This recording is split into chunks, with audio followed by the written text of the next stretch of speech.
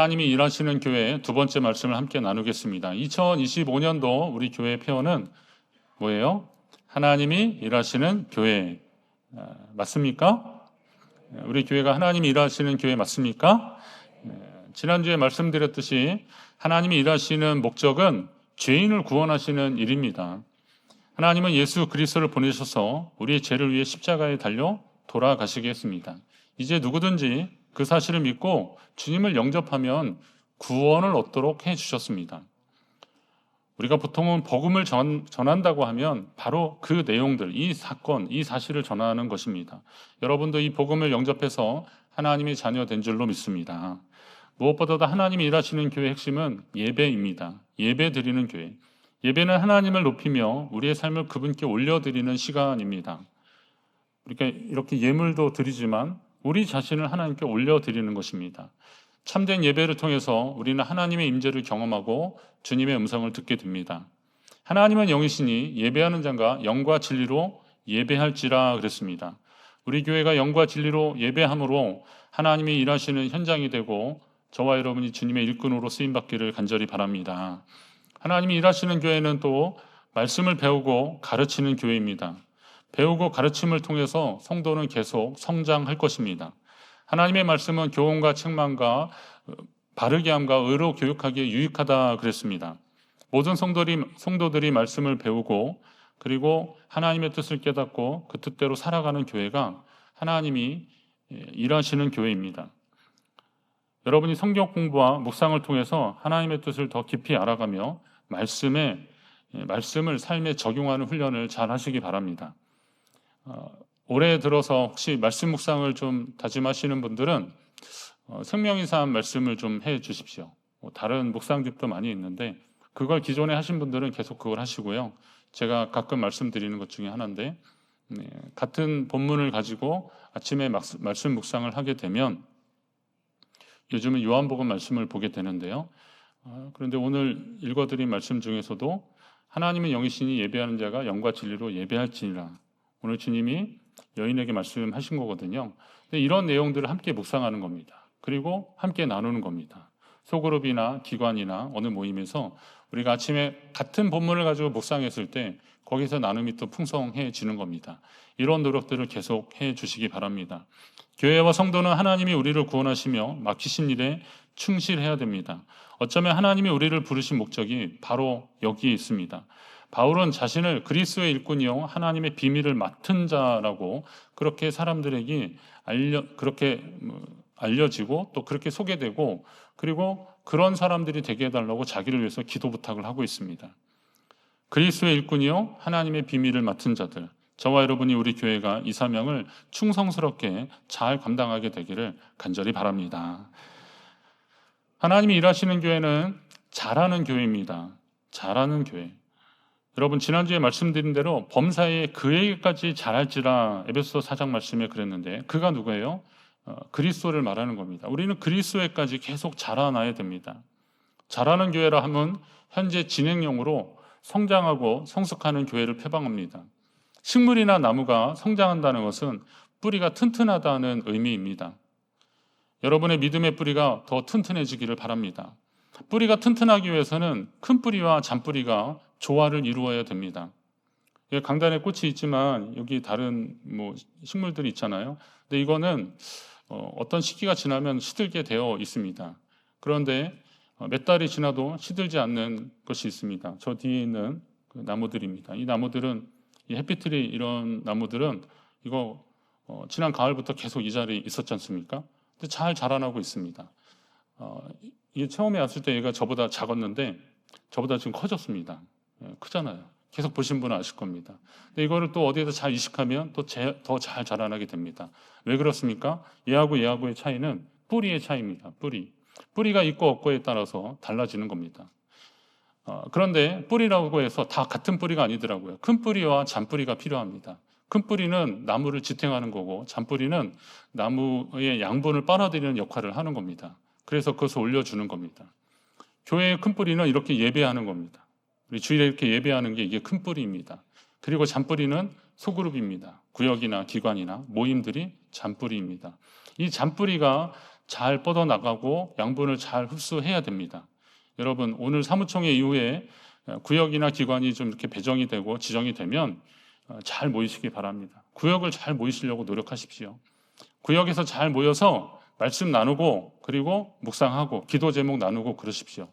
구역이 모여서 아파트 값이나 뭐 이런 얘기 하지 마시고, 오늘 주신 말씀, 기본적으로는 구역 공과들이 있는데 그건 큰 틀입니다. 근데 그걸 가지고 하시라는 거고, 혹시 또 다른 말씀을 나눠도 아침에 묵상한 말씀을 나누든지 그러면서 같이 교제하고 그리고 기도 제목을 함께 나누시면서 하십시오. 혹시 여러분이 속한 구역이나 모임이 여러분하고 시간대가 좀 안 맞아서 아무리 노력해도 안 될 것 같으면 교구 담당자들한테 요청을 하셔서 모일 수 있는 곳으로 배정해 달라면 뭐 나중이라도 해드리겠습니다. 중요한 것은 모이는 게 목적이니까. 그래서 어떻게 하든 이 잔뿌리가 잘 좀 뻗어나갈 수 있도록, 그래서 체질이 건강할 수 있도록, 그래서 잘 자라날 수 있도록 해주십시오. 바람직한 성장은 숫자의 증가만이 아니라 성도들이 믿음의 뿌리를 깊게 내리고 하나님의 성품을 닮아가는 것을 포함합니다. 결국 성장은 성숙으로 이어져야 됩니다. 성숙한 사람은 여호와 하나님을 항상 중심에 모신 사람이기 때문에 죄의 유혹에도 쉽게 흔들리지 않는 겁니다. 성숙한 사람은 흔들리지 않습니다. 왜요? 하나님이 그를 붙드시기 때문에 그렇습니다. 히브리서 5장에 보니까 장성한 자들은 지각을 사용함으로 선악을 분별한다 그랬습니다. 하나님의 말씀을 배워서 잘 자라는 사람들은 어떤 것이 선인지 어떤 것이 악인지 어떤 것이 죄인지 어떤 것이 하나님 기뻐하시는 건지를 분별할 줄 안다고 그랬습니다. 신앙 성숙은 말씀에 대한 지식과 하나님이 주신 영적 분별을 여기 함께하는 겁니다. 따라서 삶 속에서 말씀대로 사는 결단과 실천으로 드러나는 것입니다. 한편 이건 뭐 일종의 라임인데, 그러니까 잘하는 교회는 잘하는 교회입니다. 잘하는 교회는 잘하는 교회. 성장하고 성숙한 교회는 하나님 앞에서 잘하는 교회고 세상에서도 잘하는 교회입니다. 우리 교회가 잘하는 교회 되기를 간절히 바랍니다. 우리 교회가 소문이 좋은 교회 되기를 간절히 바랍니다. 창세기 45장에 보면 요셉 이야기가 나오는데, 거기 보면 요셉의 형들이 왔다는 소문이 바로의 궁에 들림에 바로와 그의 신하들이 기뻐하였다, 이런 대목이 나옵니다. 저는 이 말씀 묵상하면서 마음이 좀 따뜻해졌어요. 요셉의 형들이 오니까 바로와 그의 신하들이 이게 남의 일 같지 않고 함께 기뻐해 준 겁니다. 왜 그렇겠습니까? 요셉이, 그 사람이 노예로 팔려온 사람 아닙니까? 감옥에 갇혔던 사람 아닙니까? 그런데 바로 왕의 꿈을 좀 잘 풀어주면서 애굽에 큰 풍년이 들었을 때 잘 대비했다가 지금 어려운 시기 흉년을 잘 지나가고 있는 겁니다. 요셉한테 너무 고마운 거죠. 그리고 그의 그 성품이나 이런 거 보니까 너무 좋았는데, 그 혼자였고 외롭고 쓸쓸했던 그 요셉이 형들이 왔다는 겁니다.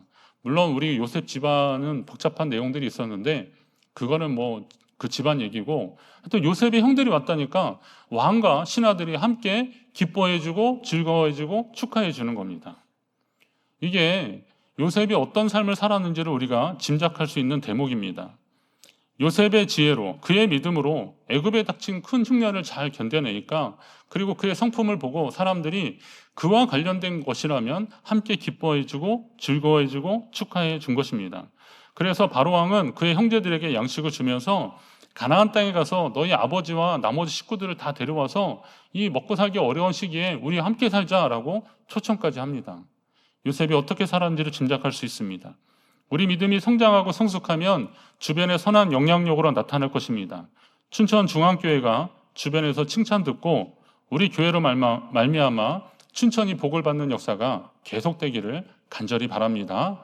우리 교회 성도들로 말미암아 여러분이 사는 그 지역과 우리 주변이 복을 받는 역사가 계속될 줄로 믿습니다. 하나님이 일하시는 교회는 또 복음을 전하며 하나님의 나라를 확장하는 일을 해야 됩니다. 부활하신 예수님이 하늘로 올라가시기 전에 마지막으로 제자들에게 당부하신 것이 뭐냐면, 너희는 가서 모든 민족으로 제자를 삼아달라고 그렇게 하셨습니다. 모든 민족으로 제자를 삼으라. 제자는 물론이고 교회는 지금까지 이 명령을 계속 실천해 온 것입니다. 모든 민족으로 제자 삼는 일들, 복음을 전해야 되잖아요. 말씀을 전해야 되잖아요. 이 일들을 끝까지 하라는 겁니다. 주님이 다시 오실 때까지 계속 그 일을 해달라고 당부하셨습니다. 우리 교회도 그 혜택을 받은 교회입니다. 누군가 복음이 전하셨고 이곳에서 믿는 사람들이 모여들어서 오늘까지 오게 된 것입니다. 우리 교회도 또 이 일을 계속하고 있습니다. 주님이 당부하시는 선교하는 일에 동참하고 있습니다. 우리 교회는 현재 11개 나라 12 선교사 가정을 비롯해서 여러 선교 단체에 매달 정기적으로 후원하고 있습니다. 지난해 교회 창립 90주년으로 선교지에 교회를 건축하고 봉헌했습니다. 여러분들이 가서 봉헌 예배를 드리고 왔는데 기독교 복음을 전파하기 참 열악한 사회주의 환경에서도 모이기 힘쓰는 그곳 성도님들을 격려하고 힘이 되어준 것 같아서 감사한 마음을 가지고 왔습니다. 우리가 그렇게 마음을 모아서 하나님 앞에 기도하는 가운데 행했더니 누군가에게 그 믿음의 형제 자매들에게 큰 힘과 격려를 주고 온 것입니다. 애초에 교회를 하나만 건축하려고 했는데 성도님들이 더 헌신하고 헌금해 주셔서 교회를 2개나 더 건축하게 된 것도 하나님의 은혜입니다. 현지 사역자들과 그리고 청소년들 수련회 여름 성경학교나 겨울 성탄절 맞아서 겨울 성경학교나 성탄절 행사를 지원하는 일에도 우리 교회가 계속 힘을 모았습니다. 그와 같은 사역들은 땅끝까지 이르러 내 증인이 되라는 주님의 말씀에 순종하며 믿음으로 나간 선교사님들을 후원하고 그분들의 사역을 위해서 함께 기도하는 일이기에 우리가 꾸준히 관심을 가져야 되는 겁니다. 우리가 관심이 있고 또 주목할 만한 상황에서만이 아니라 조금 힘든 일이 있어도 그 일만큼은 꾸준히 하려고 노력해야 되는 겁니다. 직접 가서 선교하는 분들도 계시지만 보내는 선교사로서의 사명을 가진 우리가 해야 될 일들인 겁니다. 우리 교회는 또 국내 15개의 작은 교회와 학교, 기관과 협력하여서 복음 전하는 일들을 하고 있습니다. 이를 위해서 성도님들의 헌신과 물질이 필요합니다. 선교위원회 헌금은 작정을 하실 때 그런 기도하는 마음으로 하십시오. 물질을 드리면서 그리고 하나님 앞에 이 주보에 그 선교 여기는 이제 해외 선교 중심으로 나와 있는데요. 2층 게시판에 보시면 국내 교회와 또 기관들이 또 있습니다. 이런 교회들을 위해서 함께 기도해 주시기 바랍니다. 선교위원회 헌금은 다른 목적 아니라 꼭 선교하는 목적으로 사용하기로 우리 교회는 이미 이전부터 계속 그렇게 하고 있습니다. 오히려 좀 부족한 부분을 다른 재정 쪽에서 그쪽으로 보내고 있습니다. 이렇게 하나님이 기뻐하시는 일들을 우리는 계속해야 됩니다. 또한 선교는 단순히 먼 곳에 가는 것만이 아니라 우리의 가정과 이웃, 일터에서 예수 그리스도의 사랑을 전하는 것입니다. 여러분이 하나님을 모시고 하나님이 여러분과 함께 계신다면 여러분이 계신 곳이 하나님 나라를 이루는 곳입니다. 여러분의 삶 속에서 선교적 사명을 감당할 수 있는 작은 행동이 시작되어져야 됩니다. 한번 따라할까요? 하나님 나라는 나로부터 시작된다. 명심하십시오. 하나님 나라는 나로부터 시작되는 겁니다. 누가 잘해야 되는 게 아니라 내가 시작하는 겁니다. 나로부터 시작됩니다. 나의 말과 행동을 통해서 하나님 나라가 시작되는 겁니다. 우리 교회는 이 선교하는 일들을 주님이 오실 때까지 계속하게 될 것입니다. 또 하나님이 일하시는 교회는 섬김의 공동체입니다. 섬김에 대한 이야기는 많이 들으셨을 겁니다. 우리가 섬김을 강조하는 것은 예수님도 인자가 온 것은 섬김을 받으려는 것이 아니라 도리어 섬기려 왔다. 자기의 목숨을 많은 사람의 대속물로 주려고 오셨다라고 하셨기 때문입니다. 그런데 섬김은 이게 말처럼 쉽지 않습니다. 교회 안에서 섬김에 대한 이야기들을 많이 들었기 때문에 섬김은 익숙하고 그리고 당연히 그리스도인이라면 그렇게 해야지. 우리 예수님도 그렇게 하셨으니 나도 그래야지 라고 잘 알고 있습니다. 섬김이란 단어가 익숙한 것만큼이나 우리도 섬김에 대해서 굉장히 익숙합니다. 그러나 섬김이 말처럼 쉽지 않습니다. 이전에 제가 아는 어떤 분하고 이분이 굉장히 호탕한 분인데 그분하고 식당에 갔다가 제가 놀라운 일을 경험했습니다. 일단 식당 종업원에게 말을 좀 함부로 하시더라고요. 야! 그러는 거예요. 저는 아는 친구 아들이나 누군지 알았습니다. 근데 모르는 사람인 것 같더라고요. 그러더니 이봐! 그러는 거예요. 그제 같이 간 제가 좀 약간 불편해지기 시작했습니다. 그런데 이게 끝이 아니었습니다. 음식을 주문해서 먹는데 갑자기 오라는 겁니다. 왔는데 사장을 또 나오라는 겁니다. 이게 사장 나오라니까 주변에서 먹는 사람들이 또 이렇게 다 쳐다보기 시작하고 저도 이제 얼굴을 못 들겠고 내가 다시는 이분하고 밥을 먹으러 안 온다. 저는 이제 다짐을 하는 겁니다. 그런데 뭐 하여튼 이 고압적인 자세에 어쩔 줄 몰라 하는 사장님이 오셨는데 그런 얘기 하시더라고요. 이 집 음식이 맛이 변했다는 겁니다. 이거 뭐 주방장이 어떻게 된 거냐고. 그러면서 막 혼을 내시더라고요. 옆에 있는 제가 진짜 얼굴이 다 화끈거렸습니다. 근데 제가 불편한 걸 아셨는지 그분이 나름 해명을 하시는 겁니다. 이 식당이 다른 집보다 음식이 꽤 비싼 집이라는 겁니다. 그러면 그렇게 비싼 집이라면 서비스도 좀 좋아야 되고 그리고 음식도 맛이 있어야 된다는 겁니다. 근데 이 집이 예전만치 않다는 겁니다. 그래서 자기가 이걸 가르쳐 줘야 됐다는 겁니다. 저는 뭐 그 정도 된다면 뭐 다시 그 집에 안 가면 되지 뭐 굳이 그렇게까지 있나라는 생각을 하는데, 근데 섬김에 대한 설교를 준비하면서 제가 그 이야기가 생각이 난 이유가 있습니다. 그분이 교회 장로님입니다. 교회에서 봉사도 하고 성도들에게 인정받아서 장로까지 됐을 테니 설마 교회에서는 그러지 않았을 것으로 보입니다. 근데 왜 밖에서는 그럴까요? 교회에서 장로님 되시려면 그래도 성도들한테 어느 정도 인정받고 그러셔야 되나, 각종 봉사도 좀 하시고 막 그러잖아요. 인사 얼마나 잘하십니까? 또 장로 되셔도 또 그렇게 잘하시잖아요. 아마 그 교회에서는 그러셨을 겁니다. 그런데 왜 밖에 나와서 그러실까요? 그의 섬김이 선택적 섬김이라는 겁니다. 선택적 섬김. 내가 익숙하고 잘하고 나의 섬김을 알아줄 만한 데서는 잘 섬기는데 그렇지 않은 곳에서는 자기 편한 대로 그렇게 하는 겁니다. 여러분, 섬김의 다른 이름은 사랑입니다. 사랑. 주님이 나를 사랑하셨고 그리고 나를 위해서 생명을 내어주신 것을 알고 그 사랑을 내가 깨달았기 때문에 그 사랑을 나도 보답하는 마음으로 하는 것이 주님의 명령에 따른 실천, 그게 섬김입니다. 따라서 그 사랑을 실천하겠다는 마음에서 섬김이 시작되는 겁니다. 따라서 섬기는 교회는 사랑을 실천하는 교회입니다. 교회는 사랑의 섬김을 통해서 세상에 하나님의 사랑을 나타내는 겁니다. 우리 안에서만 나타내지 마시고 우리의 섬김을 다른 곳에서 드러내셔야 됩니다.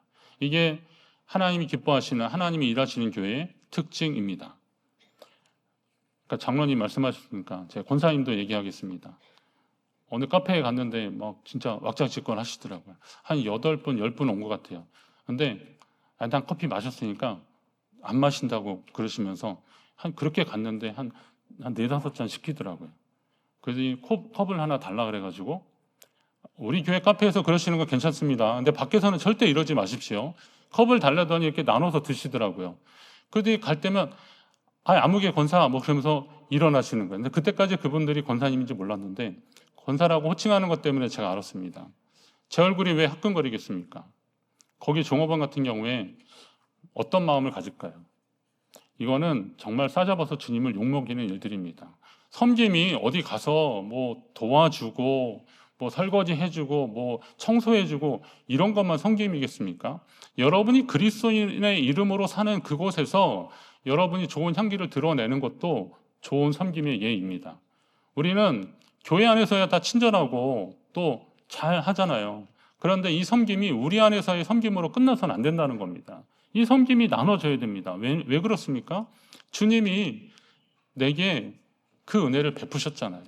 그리고 주님이 모든 민족으로 제자를 삼으라 그랬잖아요. 직접적으로 복음을 전하는 것만이 아니라 우리의 그런 말과 행실을 통해서도 주님은 나타나게 되는 겁니다. 복음은 전해지게 되는 겁니다. 하나님의 사랑을 행동으로 나타내십시오. 교회가 지역을 섬기고 나누는 일도 섬김입니다. 그러나 진정한 섬김은 예수 그리스도의 마음으로 살아가는 것입니다. 우리의 이웃을 대하는 것입니다. 우리의 그 섬김을 주님이 기억해 주실 줄로 믿습니다. 우리는 2025년을 어느 해보다 좀 불안한 상황에서 시작했습니다. 다 아시잖아요. 아직도 그 끝이 안 보입니다. 일은 벌어졌는데 책임지는 사람이 없습니다. 서로를 탓하면서 이제는 내가 안 그랬다고, 나는 그냥 시킨 일만 했다고 그러면서 자꾸 빼는 겁니다. 불확실한 상황에서 살아가는 여러분들은 또 얼마나 고생하실까요? 사람들이 불안한 것은 앞에 어떤 일이 벌어질지 모르기 때문에 그렇습니다. 여러분 만약에 이렇게 안대를 하고 걸어가 보십시오. 그러면 불안한 게 그거잖아요. 안 보이니까 앞에 뭐가 있는지 잘 모르잖아요. 캄캄하면 사람들이 불안한 거잖아요. 그런데 앞길을 예측하지 못하니까 불안한 겁니다. 그래서 마음이 좀 싱숭생숭해지는 거고 강팍해지는 겁니다. 나라를 위해서 기도하다가 성도님들 생각하니까 우리 성도들은 또 얼마나 힘들까. 나라가 힘들면 당연히 성도들도 힘든 거죠. 요즘 뭐 자영업자들 어렵다 이런 얘기도 하시잖아요. 식당에 가니까 손님이 별로 없다는 겁니다. 왜 식당에 손님이 없냐? 사람들이 지갑을 열지 않는 겁니다. 앞으로 무슨 일이 어떻게 일어날지 모르니까 소비를 좀 축소하는 겁니다. 그걸 좀 모아서 다음에 대비를 하기 위해서 그러는 겁니다. 요즘 금값이 많이 오른다는 얘기를 하더라고요. 제가 찾아봤습니다. 어제부로 금값이 한 돈에 53만 8천 원입니다. 모르셨죠? 예, 이건 그냥 금값이에요. 살 때 팔 때 좀 다른데 하여튼 그렇습니다. 제가 이 손에 낀 반지 30만 원도 안 되고 했거든요. 돈을 벌었더라고요, 제가. 그 얼마 전, 한 2년 전, 1년, 1, 2년 전에 했는데 벌었더라고요. 제가 돈을 번 게 아니에요, 사실은. 보니까 이게 불안하니까 다 거기에 쏠려서 이게 그렇게 되는 거더라고요. 그런데 어떤 분들이 그런 얘기 하더라고요. 금값이 언제 오르냐? 그랬더니 전쟁 때 오른다는 거예요. 지금 그 우크라이나 전쟁이나 이런 좀 약간 불안하고 세계 정세가 불안할 때 사람들이 금을 안전 자산이라고 생각해서 금을 모은다는 거예요. 이 설교 듣고 또 가서 또 금은방 가지 마십시오.